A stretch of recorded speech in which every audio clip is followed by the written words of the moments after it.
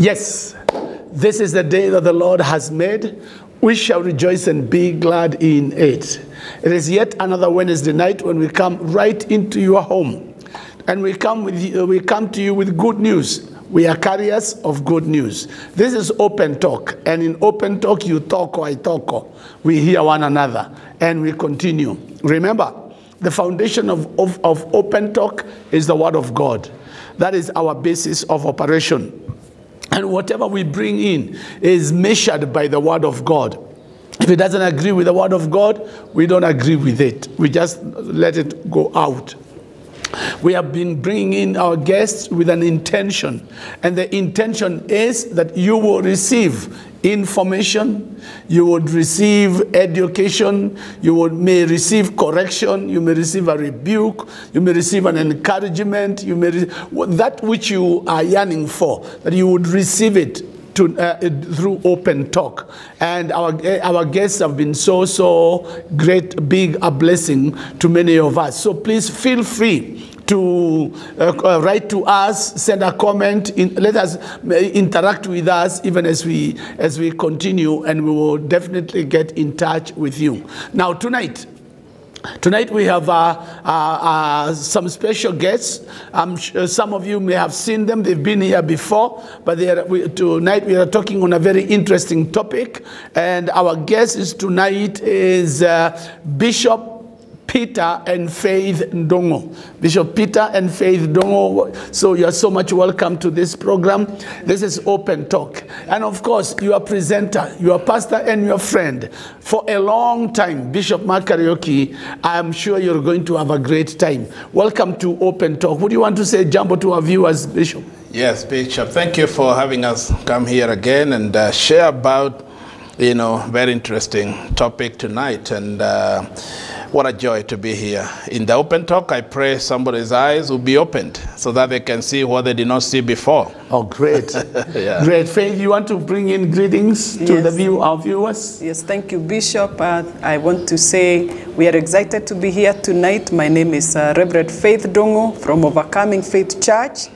We are happy to be back to Open Talk because we love it when we talk to you and you talk to us and we grow together. Thank you, Bishop. Well, welcome so very much. I'm so glad that you're able to come and be with us tonight. I want you to know that Bishop Peter and Reverend Faith are friends of ours.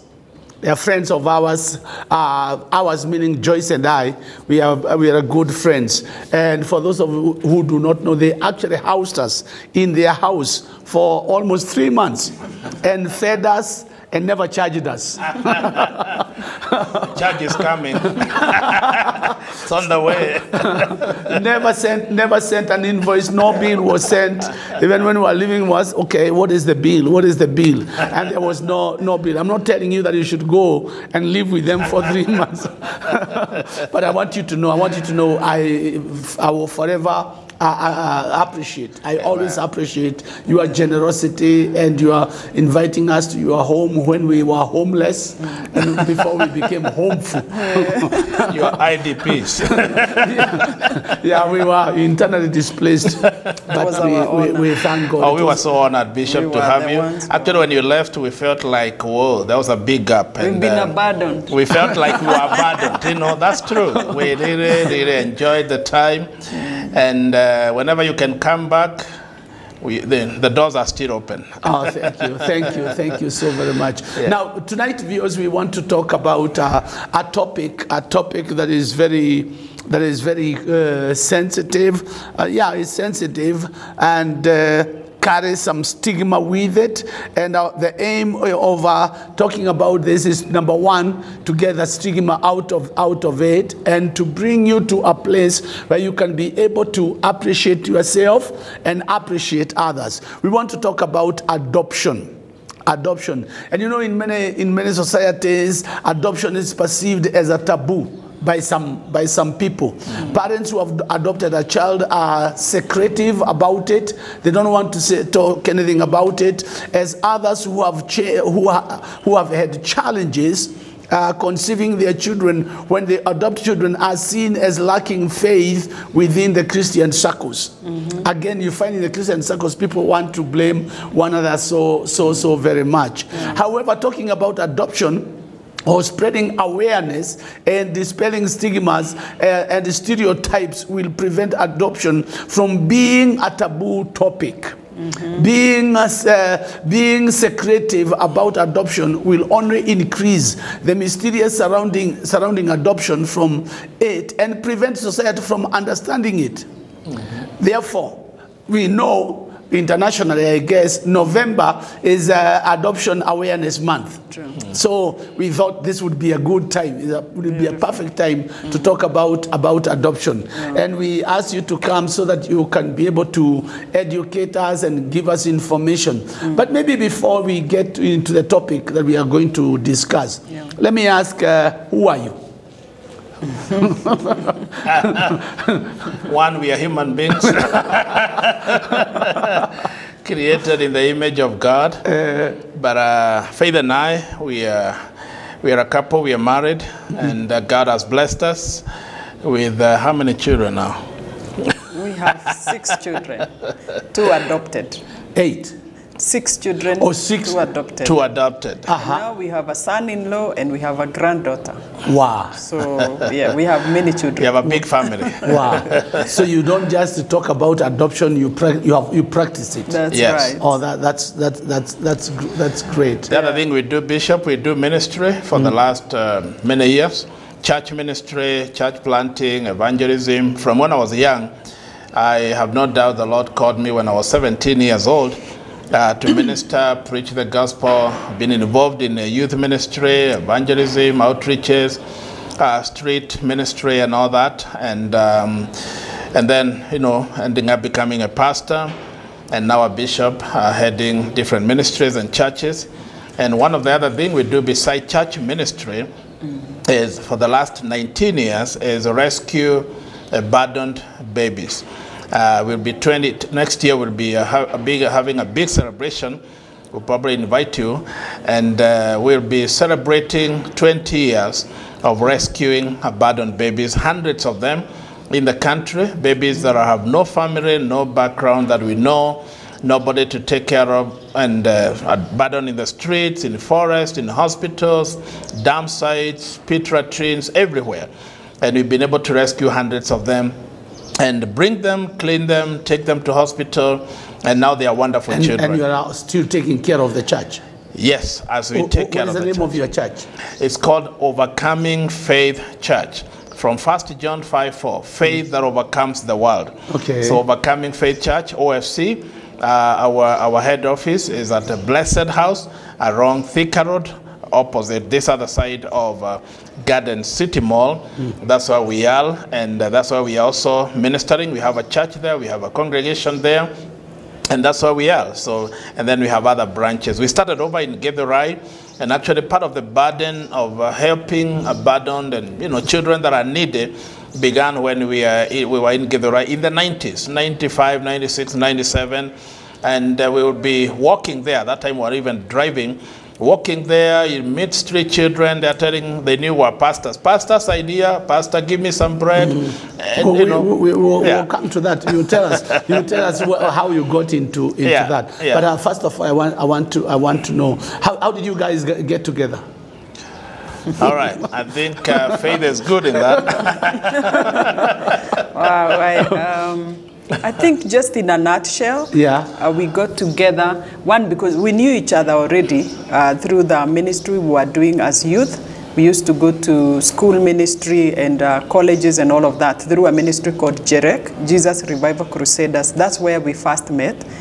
But both of us went our way, got married to our spouses. He got married to a beautiful lady called Beatrice. I got married to a handsome young man called Tony. And then in 1998, both of them passed on through different circumstances. Same year. Just 3 months apart. And after that is when God brought us together in 2002. And 2000. 2000, and we got married. Wow. Yeah, and so I think we have told our story before, but that's really how we got that is what is called a nutshell. That's a nutshell. That's a big nut.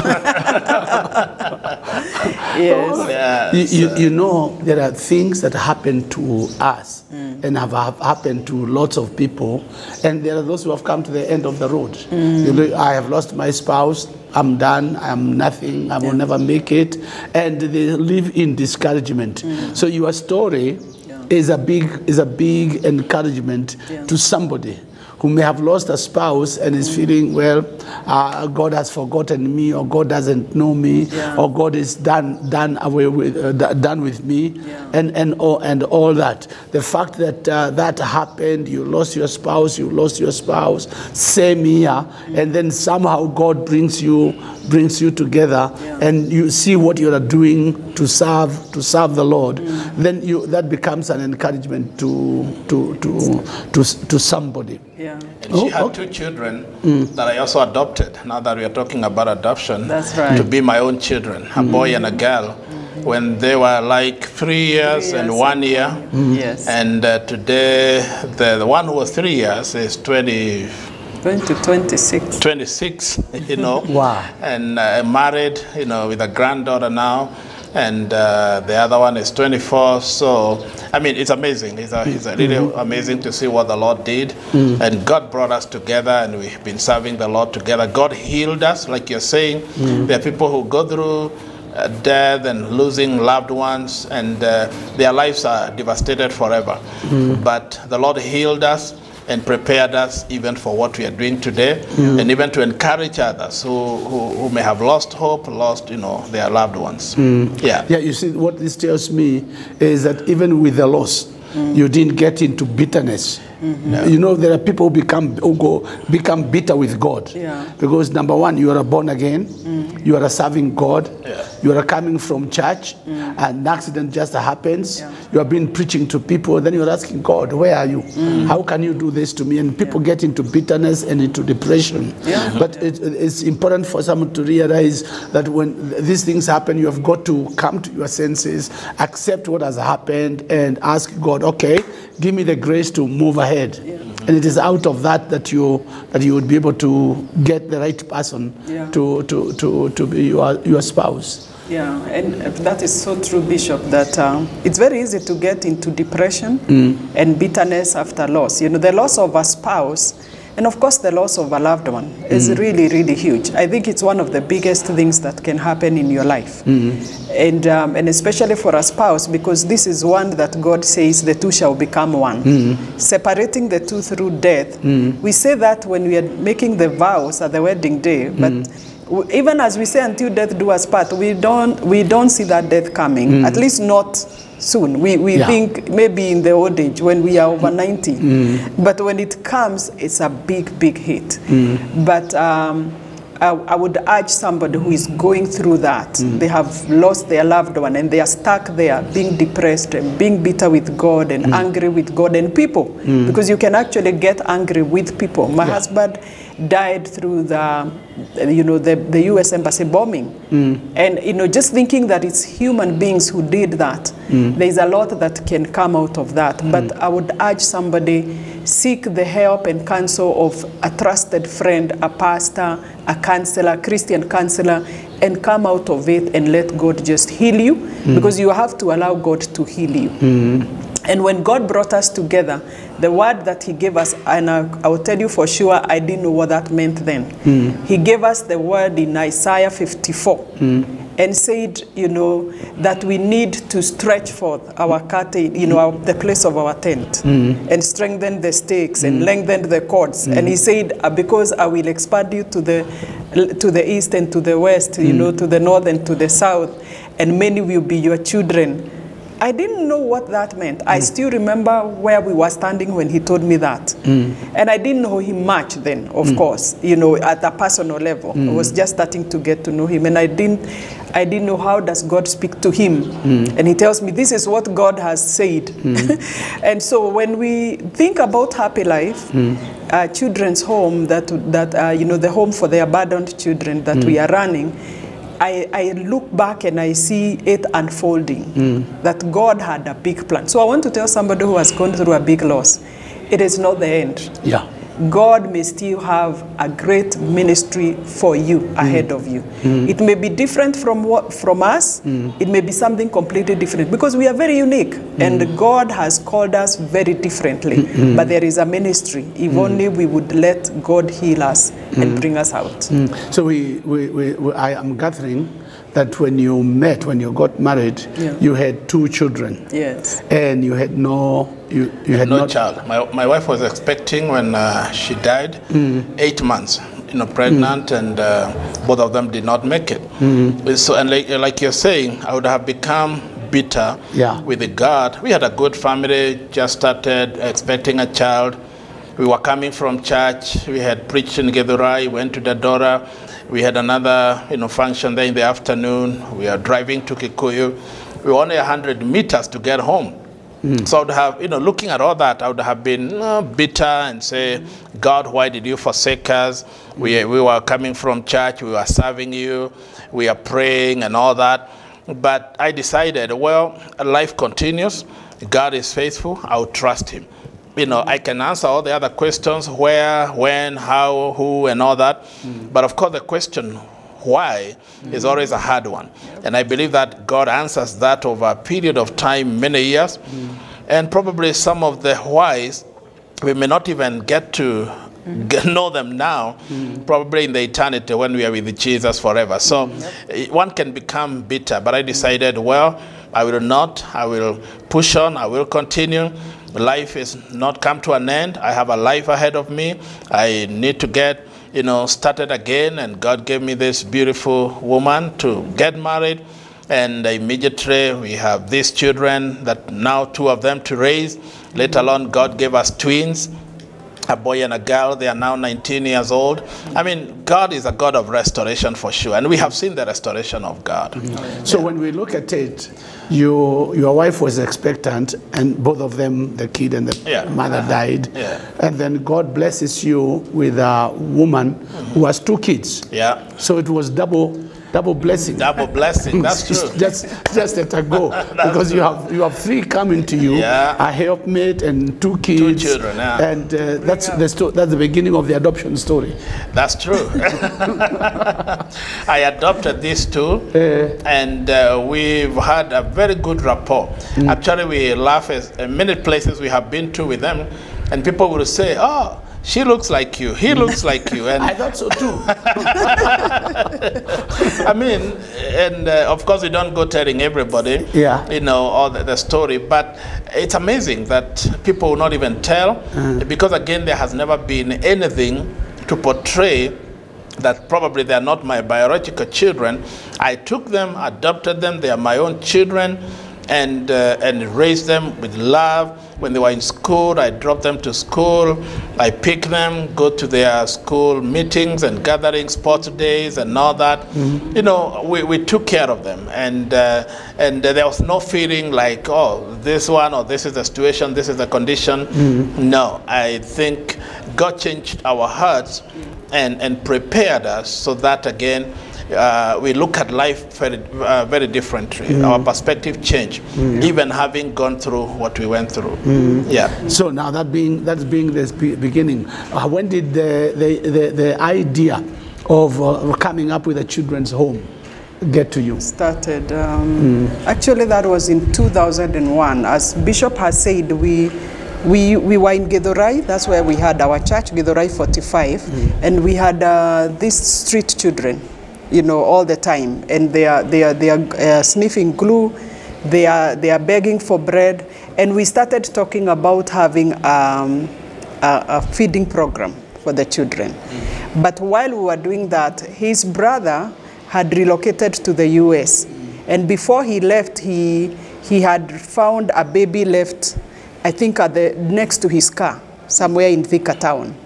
So he carried this burden with him of helping abandoned children, because he took this baby, took the baby to the police station. He wanted to actually maybe carry the baby home with him. And so he carried this burden, and he shared it with a pastor in the US. And so when they came to Kenya, we talked about it and we told them, actually, we have been thinking about helping the street children. And so we talked about it together and we said, you know what, maybe it's actually better for us to take in the young children, then we will not have to, they don't have to end up in the street. So that is how the idea was born. We discussed it further with them. We visited the US. That was September 2001. We continued to talk about it and finally agreed that we can do it. And so in 2002 February is actually when we opened the doors. And as they were just talking, I think with the brother and thinking about the name, I don't know how they came up with the Happy Life. I know the brother. He's a happy man. He's a happy man. And they said Happy Life Children's Home. He said, can we think of happy? And then I said life. And there we were. So, and so, like Faith says, just from that wanting to, when we began, somebody may think, oh, we had it all planned out and we knew what we were going to do. But we thought probably we could just help a few children. Yeah. I remember when we started, Faith would say, let's just take maybe 5 children, unless nobody comes to help us, maybe we can raise plus 4 that now we had, maybe raise 9 children. But we didn't know that God had it in His plan that it would actually be almost now 800 children that we have brought in. So as we were just thinking, helping in a small way. We didn't think, oh, we are going to build a home, we are going to build this, we are going to have children, hundreds of children. No, we're just wanting to help. But God took it, and I believe the heart of God is for children. God took it and said, well, I can do it through you people. I can see you have the heart to do it in a small way, but I want to magnify this so that you can do it in a big way. And when we started, she took, stuff from her house and, cutlery, curtains and all that. I remember we went with her to Biashara Street to buy baby coats and napkins and all that, or other nappies and all that, and baby clothes. And then nappies or napkins, whatever. So, they used to be nappies, now they are napkins. Now they are not even nappies, now they are diapers. So we would have gone, because we didn't have a staff, we rented a house in Kahawasukari, and we took a lady, just one lady, to take care of. When we opened, we had 3 children, 1 girl and twin boys, 2 boys that are twin, and they were only like 2 days old when they were rescued. They were thrown away in a plastic bag. And this girl who was about a year old, Jane, I still remember her name, and we took them in, and now we hired, our staff was just 1. So we are the people now to do everything else, take them to hospital. We have queued in Kenyatta Hospital for long nights, taking care of these children. We had to do everything, buy them food, go to the market, bring them food, do everything. But the Lord is good, that now from Kahawasukari, you were able to come to Roysambu, Rumumba Drive, where we have now the home. We were able to buy a piece of land, build for them. And now we thought later on, because we were, we also realized that people need to adopt, or rather these children, we started asking ourselves, what do we do with these children now that they're in our hands? We'll take them to school, we'll feed them, care for them, and then we realized, oh, there's something called adoption, something we did not even know. It was a foreign, term actually for Kenyans. So we thought, well, we can find out more about adoption. And that's how we started talking, and we realized that even adoption societies, adoption agents and all that, it's actually legal, because most people think adoption is something you do under the table. And we realized this is something legal, it's allowed by the government. And so we explored, and we registered, Happy Life as an adoption, adoption place where we can actually adopt the children out. And now we work with adoption agencies and all that. So it's quite a story. How would you define adoption? If I ask someone asked what is adoption? Because I thought when you are getting the children from those children who have thrown away, I thought you were adopting. I know. So what is this adoption? Adoption. First of all, maybe before I go to defining adoption, I would want to say that, Happy Life Children's Home is a charitable children's institution, CCIs. That's what we call them in Kenya. And CCIs are shelters for children that are abandoned or neglected or abused. And so Happy Life is that kind of a home.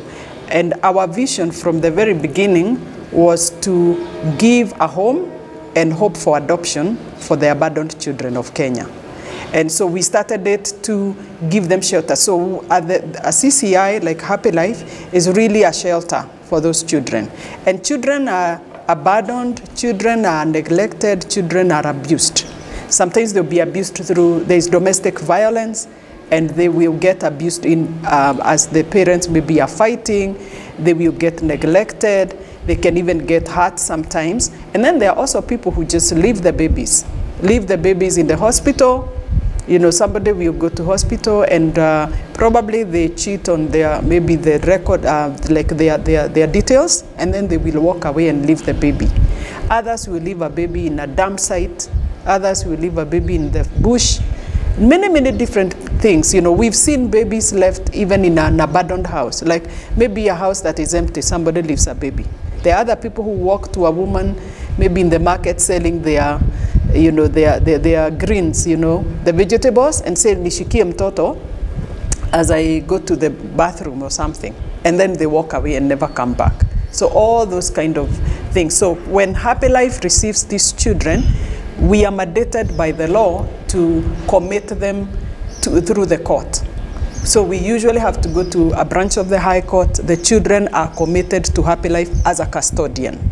So a CCI is really a custodian of this kind of children. Mm-hmm. And so we rescue them, we care for them, and we do that legally because we have the adoption, we have the children's office in every district and sub-district, like now Kasarani we have, and Juja, and wherever else we have a children's office.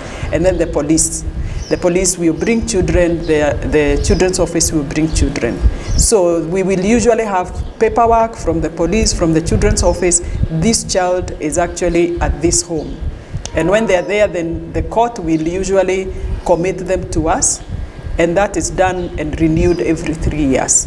So as we take care of these children, then now is when they can be adopted. And adoption is really receiving a child that is not yours biologically, and they are committed to you by the court through adoption orders, so that it is actually a legal process. And it is now, you get the parental rights and the parental obligations of taking care of that child. So really that is what is adoption. Okay. Yeah. And as the child grows knowing this is home. Yes, the child is actually, once the child has been committed to that family, and becomes part of that family, you get the adoption orders and the adoption certificate. Now that is like the birth certificate that a biological parent has. And so that child is yours. That child is supposed to get everything that a biological child should get. They need to be educated, to be taken care of, to be fed, to be clothed, and everything else that should be done. So the right of an adopted child is no different from the rights of a biological child. That's right. That's right. Yes. I think once you have gone through the whole process, and now the court, decides that you qualify, because it's quite a process, and though it's not, some people think it's impossible, but it's possible. Once you go through the process and the court now gives you the adoption orders, then that child is legally yours. Nobody can actually come back and say, well, this is not your child. Yeah. They have all the rights. They carry your name, and they carry everything that is in the family. So that's the way adoption works. So it's not something you do at the back and people will be wondering what happened here and all that. It is actually something that is legal. It is in the Constitution of Kenya. It is actually, adoptions are also, they happen in the High Court. So it's actually a very legal, quite a legal process, and is allowed by the government of Kenya. Although right now, you only have the local adoption. Yeah. They stopped the international adoption. When we started, Bishop, we had both. And actually, most of the children are being adopted outside the country. But I know, like having this kind of forums, talking to Kenyans through church and the media, you know, the Kenyans have now kind of understood, and they warmed up to the idea of adoption. And we have seen a lot of Kenyans coming to adopt, which is really a wonderful thing. And maybe to mention, some people think adoption is for people that do not have children of their own. But I would think, and I think I'm right, majority of the adoptions today actually happening within families that have other children. You'll find parents that have 2 or 3 children, but they bring in another one to give them a home and a family. So it's really not because people do not have children. Of course, there are those who do not have their own children, and they also come and adopt. But again, everybody is allowed to adopt, and there is a age factor. Maybe you can mention that. Yeah, so I think, as he has said, you know, there is the local adoption, you know, by somebody, I mean by a Kenyan. There is adoption by local residents. Those are people who have lived in Kenya. They are not originally Kenyans, but they have lived in Kenya for over 3 years. And then there is also adoption by Kenyans living abroad. They can also adopt, but they come to the country. They would need to be ready to stay like 3 months during the time of foster care. Now, the children that can be adopted is the abandoned children, the orphaned children, if they don't have any relative that is capable of taking care of them. And then there is a kinship, where somebody can also adopt a child of their sister or their cousin or whoever else within the family. And so the person who can adopt a child, beside now their nationality, as I have explained, they need to be 25 years old and less than 65. They won't give you a child if you are 65 and above. Of course, for the reason that they will feel like you don't have the energy to actually be able to take care of this child. But in other circumstances is that you need at least to be 21 years older than the child you are adopting. Yeah. So it's not only babies who are adopted. You can adopt even older children. Yes, people have adopted even older children as long as you're 21 years older. So there are people who have adopted a 12-year-old. I think our oldest child who was adopted was a 12-year-old, adopted by a bishop's family actually, and the girl is really happy and thriving in that family. Wow. And this family, they have their own children. They had adopted another 2, you know, and one of them actually, 2 of them, one of them got married, the other one is getting married soon. And also now they adopted another one, the third one from Happy Life. And I think the law allows you to adopt until the child is 18. After 18 years, they cannot, because they are adults, they cannot be adopted. But before 18, a child can be adopted out. Yeah, the only catch there is that you need to be 21 years older than the child. Okay. So I must say, as the older the children get, the less the chances of adoption. Okay. So yeah, what we have found is that most people will adopt. There are people who prefer the babies, like really, really little babies. There are other people who prefer a slightly older child, maybe school going, depending on their circumstances. So anybody really can adopt. Yeah. So what is the procedure like, the procedure of adoption? Of adoption. So we always say that adoption starts at the adoption agency. And as Bishop said, we have several adoption, we call them agencies or societies in Kenya that are actually registered and legislated by the government to do adoption. And so people should not wonder how they would go about that process or try to go, you know, behind doors and, you know, and do things that are not right. There are agencies that are actually legalized to carry out adoptions. We have some of them like Bakna, Kenya, we have KKPI, we have Chain Trust. There are several of them. So what happens is that if somebody comes to Happy Life and they are interested in adopting a child, the one thing is that the government does not allow pre-selection of a child. I think years back, people used to select. They would come to Happy Life and would love a child and say, I would want to adopt and this one. Them. And like, yeah, book that child. But the government realized some children will get discriminated against. There is a child that nobody will ever come to pick. Because sometimes human beings, like Samuel was told, they look at the outward appearance. And so they are likely to leave out some children. And then also, some children are not free for adoption. Because there is a child we can rescue, but they have a relative. Maybe their mother is in jail. Maybe there is a domestic issue and it is being sought out. Maybe they got lost. The children who have gotten lost and stayed in a home for a long time, even 2 years, and finally they are connected with their relatives. So if somebody comes and chooses a child, and you know that's a very emotional thing, you know, they get very attached to this child, and then now the child is not free, it becomes a problem. Or you come and choose one child and another person comes and chooses the same child. Then it's like we are left there in between, people thinking, give me my child, no, it is my child. And we don't want that kind of a situation. So the government does not allow pre-selection, but what happens is that if somebody comes to Happy Life and they say, I want to adopt a child, we actually send them to the adoption agencies that we work with. And usually they will contact the social worker there, and they will go there and fill in application forms. And before any application forms are completed and returned, that application for adoption is not formal. They have to fill the forms and return them. Once they do that, then the adoption agency will send their social worker to their home. Why they send people to the home of the adoptive parents, potentially adoptive parents, is just to be able to see that you are capable of taking care of this child.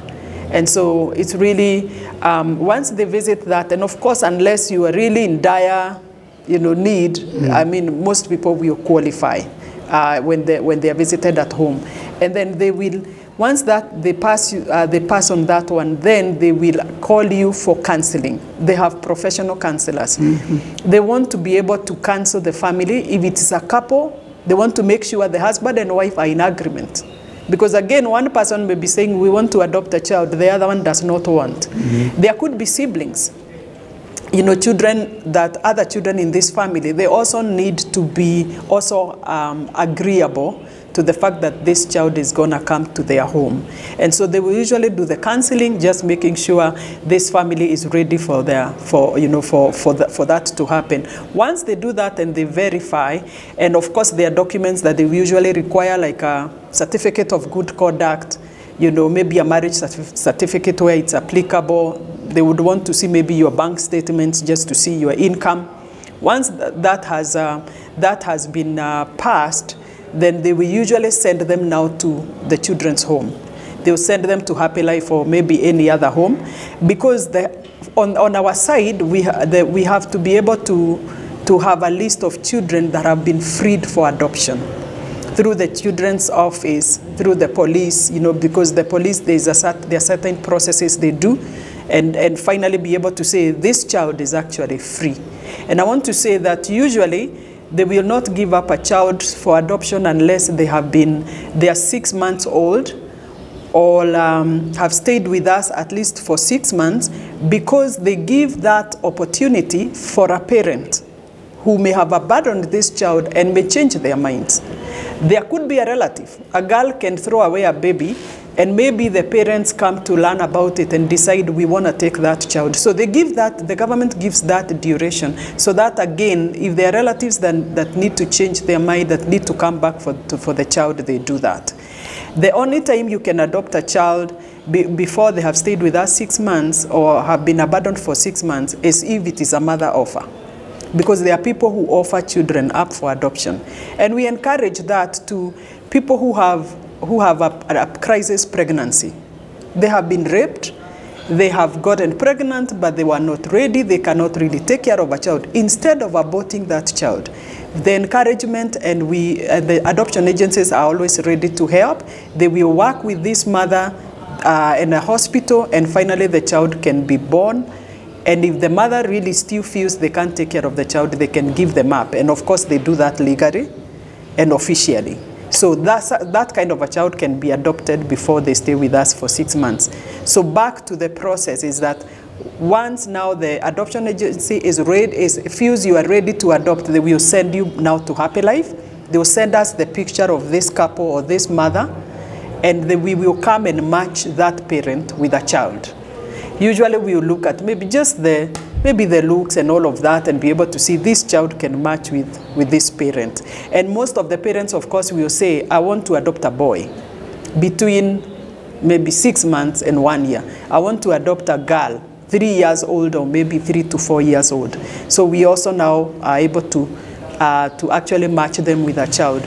Once we match them with a child, they will also have to accept that child, because they will see the child, and some will say, we really don't feel it. Others will, readily feel, yes, we can take this child in. And if that happens, then now we can start the process of foster care. It starts at the home by the parent coming for between 3 and 5 days to bond with the child.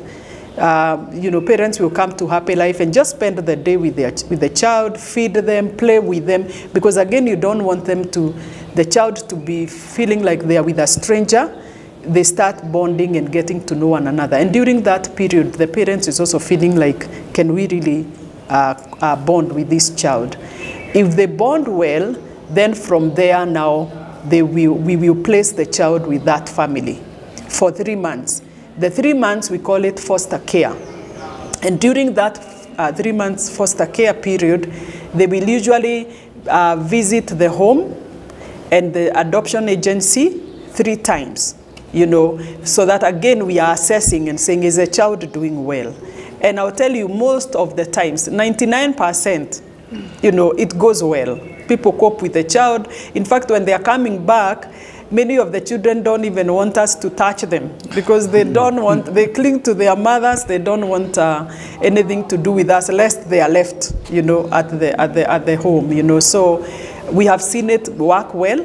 And so after the 3 months, then now they can start the legal process. The legal process is where now they engage a lawyer, and now they go to the High Court, the Family Division Court, for the hearing.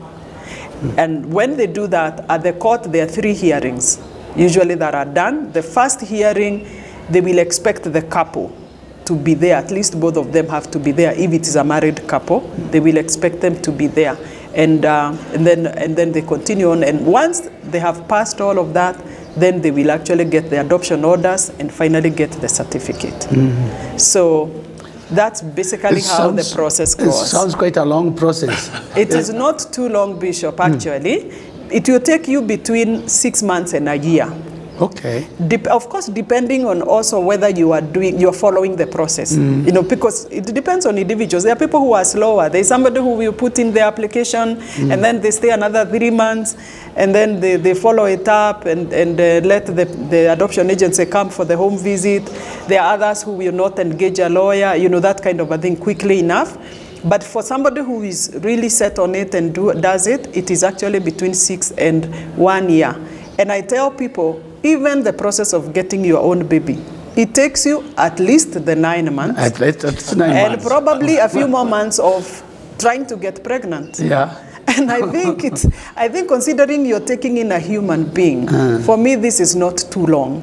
Because that's also a process of birthing, for me, I would say. It's like carrying a pregnancy. And by the time this baby comes home, it's like now there's a celebration. We have gone through this process. So it's not a bad process, considering that this is a person, human beings are dynamic, and once you've made that decision, and finally, like during the foster care, there are parents who stay with a child for 3 months and they say, we don't feel like we will continue. We really don't encourage that, because we traumatize the child when they have been taken by a family and then brought back. But again, we would rather somebody brings back the child if they really feel they can't do it. So it is not too long. So this foster period, the foster period, the baby is no longer at the children's home, is with the prospective parents. They have already been placed. They actually belong. In fact, it is only the parents who know that we are doing an adoption process here. For people, your neighbors, and for the baby, I belong. They don't know about the paperwork that you have to do, because it's really just paperwork that you are now carrying out. For the child, they are already with their family. Okay. Yeah. Have you had moments when where someone has taken a baby and they've stayed for 2 years, 3 years, and then brought the baby back? or the baby is becoming a teenager and a little bit rude, and they want to bring the baby back. Have you had those? I think we only have had one case where the mother felt like this boy is too hyper, we really can't cope with him. And for sure the boy is hyper. You know, he's quite a hyper one, and we've worked with him a lot and have counseling, and he's coming up very well. That's the only case, because that boy, we still have him with us. I think that's the only case we have had. Okay. Yeah. Out of we've Out done of like almost 400. Actually 400, not almost. 400 over 400 that we have done. So Yes. maybe one case. So, Yeah. So, and I think that's probably the fear of many people, Bishop, where people think, well, I'll take this child and we may not be able to cope. You know, they will not, go very well with the family and all that. You know, maybe because they are not my children biologically. But I think I would want to say that children are children. Even your own children can be, and many times they are problematic. They have challenges growing up, teenage and all that. It's not because this is an adopted child that they'll be unique or uniquely in some queer behavior. No, I think we need again to remove that stigma. And I think majority, 99.9% of these children, they end up being wonderful children, loving children, wonderful children. I mean, many people actually, and I would say God is a matchmaker, when they pick this baby, there's that process of trying to match and all that. But many people will tell them, why? You look alike. Actually, some people have come back and they told us that, our family have been asking us, why did you hide this baby from us? Because they look the same, they look alike, and they are bonding so well. It's a beautiful thing to do. I think I would really encourage people to come out and adopt. Yeah. And maybe I can add to what Bishop is saying, that when we think about a child growing up, I know there is the genes, there is the nature, and we all do. Even our own children that are biological children. I think even the many cases we've had in families where there are issues, even children being very unruly and maybe even fighting the parents, they've also been even biological. And we may not have a lot of control over that. But I think there is a big impact on the nurture, how you bring up a child. The Bible says, bring up a child in the way that he should go, and he will not depart from it. So nurture plays a very big role. While there may be anger issues, or they may be too talkative or too quiet or whatever, that probably came from their parents, or maybe even tribes. By the way, the other thing is that these children at Happy Life, they have no tribe. They are Kenyans. And we love it that way, that these are Kenyans, because they may come up with the features and people think, oh, that child looks like a Luya, or that child looks like this or the other. But we don't have the tribes. They are tribeless. Okay. And we only we will give them gender names at the home, because of course when these children come, we give them a name. And we love them. They come without a name. Because they come without a name anyway. They've been, sometimes the police have named children. Interestingly, the police will also see a baby and say, this one, we should call him this or the other. Oh. We give them a name, but when the parents now adopt them, they actually now give them their names and their tribal names if they want. But these children don't have a tribe. And I'll tell you, when they're growing up, now it doesn't matter whether they were Kikuyu or Kamba. These children now grow up the way you bring them up. And just like our own biological children can be a challenge, even an adoptive child can be a challenge. But I think we also bring up children trusting God that they will come out well. We have seen some of the ones that have been adopted from Happy Life over the years, even in America and other places, and these children are doing well. Some are now going to college and they have grown up well, and they are such a joy to the family. So I don't think people should fear that. I think the other stigma that Kenyans have about adoption is inheritance. And so let me tell you, the funny thing is that most people will adopt girls. More boys are abandoned. And more girls are adopted. Oh. So the boy child, again, you can see a danger there. Yeah. And I think it is people thinking, how will I give this boy land My brothers will say he cannot inherit land. And when I think about that, sometimes I wonder, there are so many Kenyans who are over 40 and over 50 that are yet to receive the inherited land from their parents. I don't know whether you've ever received. Personally, have never received. No, my father didn't have none. Even the ones who have, sometimes they will hold on to it until you have also grown old. You have never been told this is your land.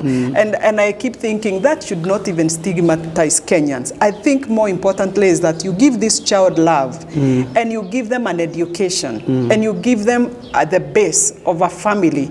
That foundation is what they will help them to go on with life. But when we tie it to land and all of that, then we leave children out that should belong to a family. Yes. And actually what they are looking for, I mean, sometimes people think adopted children are looking for things out of this world. I mean, they just want a natural environment, a family. Actually, people who adopt are not the rich. Sometimes people think, I have to have a lot of money. One, the process is not costly. Probably getting your own child, you will pay more in the hospitals and all that, clinics and all that. But it's really not costly. It may cost you a few thousands here and there, maybe to pay the lawyer and all that, but it's really not costly. And then raising this child, we've seen parents who come and adopt these children and they're living in their 2-3 rooms somewhere. So it's really not, people think adoption is for the rich, the people who are millionaires and all that. All they need is just food, care, shelter, to go to school. If they need to walk to school, that's okay. Just love and care. They're not looking for things out of this world where, you know, people, just like our own children, or even for us, the way we grew up, walking to school without shoes and all that, wearing school uniform and all that. I mean, that's what these children are looking for.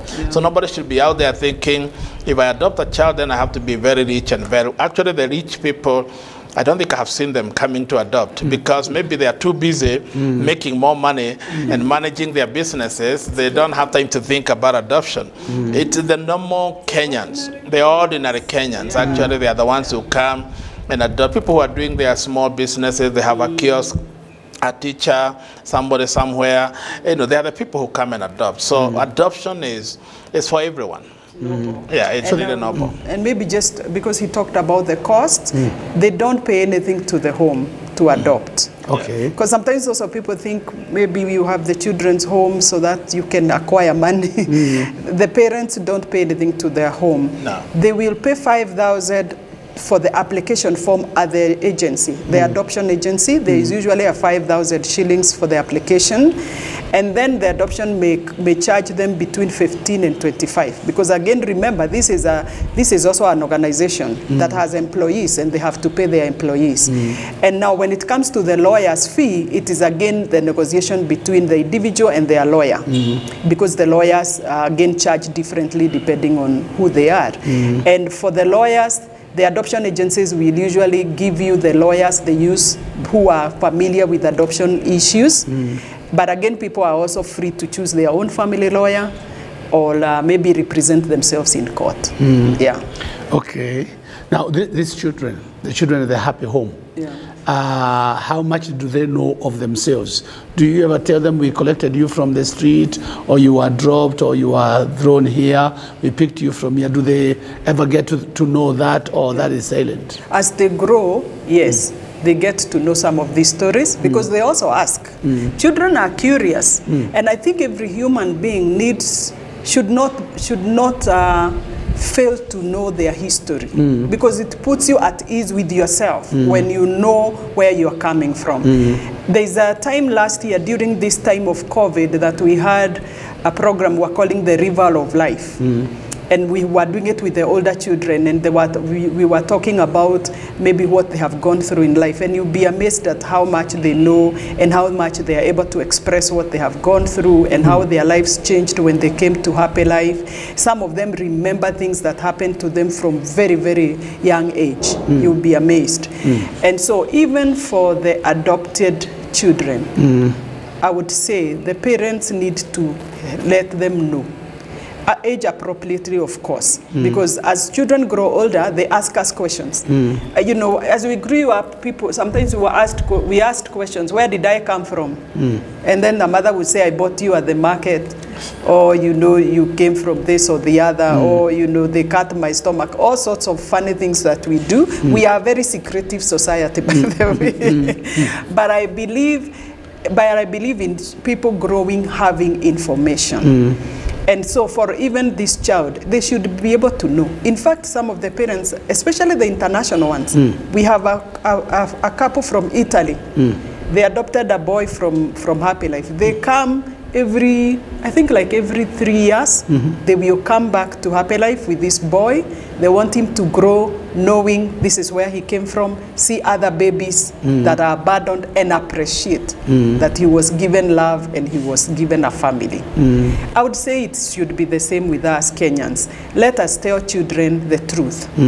Because even if you don't tell the child the truth, I will assure you, there will be that auntie or that neighbor that talks too much. And one day, they will say, well, hata siwa hapa, ulinunuliwa.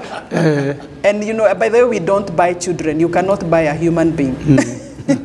And so it's better when you are the one that tells them, by the way, I took you in because I loved you. I saw you and I loved you, and I took you in and you belong to us. And let that child just know that you are comfortable with them, even though they are not your biological children. Bring them back even to the home and say, this is where I got you from.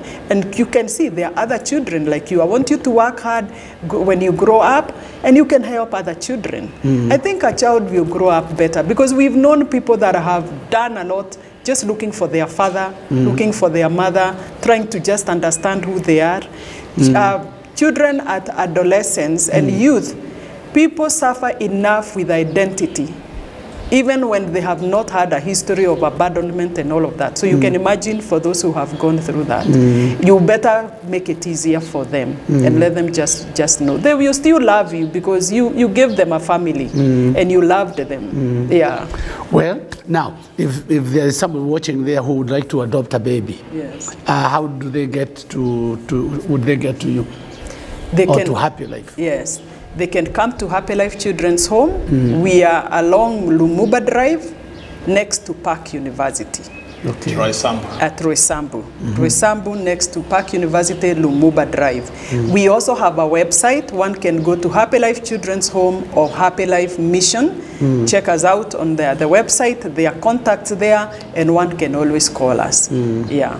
We're also in Juja Farm, so if somebody is on those sites of Juja Farm, we also have another center for the older children from 3 years and above. We take them to Juja Farm. We have a place there, we have homes for them, and we have a school for them. And let me say, like Faith is saying, one should be proud to actually adopt a child. And once you have done it, don't hide it. Actually, it should be a life-changing story. Actually, you should be proud to always talk about it. Wow, I took this child, I adopted this child. It's something that actually takes more energy, Bishop, to hide something than to just expose it. If you try to hide something the rest of your life, oh my goodness, you have to do so many things trying to block everybody. Just be free and talk about it. Let people know. It's a wonderful story. Yeah, it's really a wonderful story. So noble to adopt. Wow. Yeah. Yes. Well, thank you so much. Yeah. I really appreciate you coming in and giving us the information about adoption. I pray that this has enlightened many viewers, and pray that they will come and adopt more. And for those who instead of aborting, I got to use that, instead of killing, you would rather take the child to a children's home. And the child will live. You never know, that could be the next president or the next Bishop, doctor. to say, maybe as we close, that we were also adopted through Christ. Yes. The Bible says he came to his own people, he rejected him, meaning the Jewish, and Jews and all that. But now, as many as received him, he gave them power to become the children of God. So in other words, we also did not belong to the kingdom, but we were also adopted. So it's a beautiful thing to adopt. God adopted us, we can also adopt. Oh, well, our viewers, thank you so very much. I'm sure you have gotten that we also have been adopted into the family of God. We were not a people. When we were not a people, Christ died for us and made us a people or children and sons of God. I pray that you have gotten something, and if you are an adopted child, square up your shoulders. You have a family, and bless the Lord. And for those of you who could be pregnant right now, and you're thinking of aborting, instead of aborting, you run. You go even before you give birth. You go to Happy Life and tell them, I'm carrying a baby, and I would want to give this baby to you when the time comes, because we are for life. We are for life. We are not going to kill babies. There's an opportunity for you where you can be able to send your child, and there are those who can get the child for adoption. With that, may the Lord richly bless you. This is your pastor and your friend, Bishop Mark Karaoke, coming to you through Open Talk. And tonight we have had Bishop Peter and Reverend Faith Ndung'u, who are running Happy Life Children's Home, and they are doing a tremendous job. Thank you so very much once again. The Lord bless you. We'll see you again. Thank you. We'll see you this coming Wednesday. God bless you.